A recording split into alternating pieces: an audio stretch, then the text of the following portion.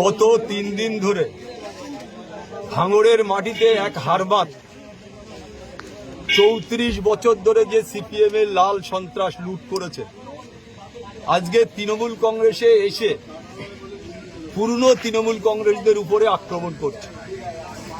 আপনারা জানেন আমি ভাঙড়ের ছেলে। আমি শুধু তৃণমূল কংগ্রেস গঠন হওয়ার পর থেকে রাজনীতি করিনি। মমতা বন্দ্যোপাধ্যায় যখন 84 সালে যাদবপুর লোকসভায় দাঁড়ায় তখন থেকে আমি দিদির সাথে রাজনীতি করি।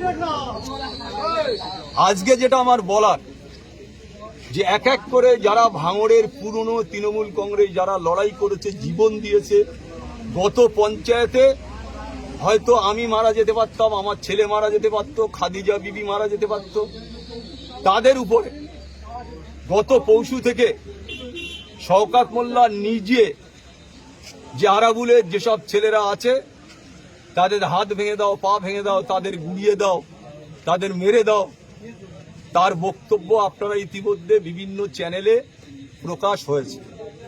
আমি শুধু আজকে একটা কথা অনুরোধ রাখবো মাননীয় মুখ্যমন্ত্রীর কাছে, যে আমরা এই দলটা করব কি করব না। আমরা তৃণমূল কংগ্রেস করতে গিয়ে সিপিএম এর কাছে রক্ত ঝরেছে, আমাদের অন্য দলের কাছে আমরা মার খেয়েছি।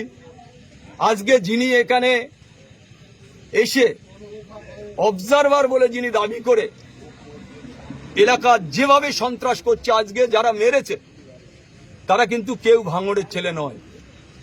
ক্যানিং থেকে লোক এনে ভাঙড়ে তৃণমূল কংগ্রেসের কর্মী আলতু হচ্ছে আমার ভাইয়ের মতো, যার নাম লালবাবু মোল্লা, আমার নিজের ভাইয়ের মতো, আমি তারে ভালোবাসি।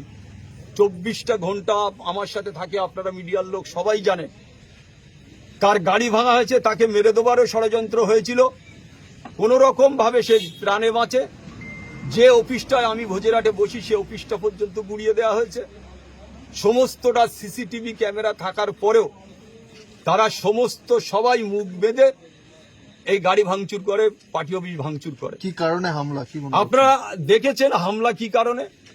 আরাবুল ইসলামের গোষ্ঠী করে, ফেসবুকে কোন ছবি ছাড়ে আরাবুল ইসলামের, সেটা হচ্ছে কারণ।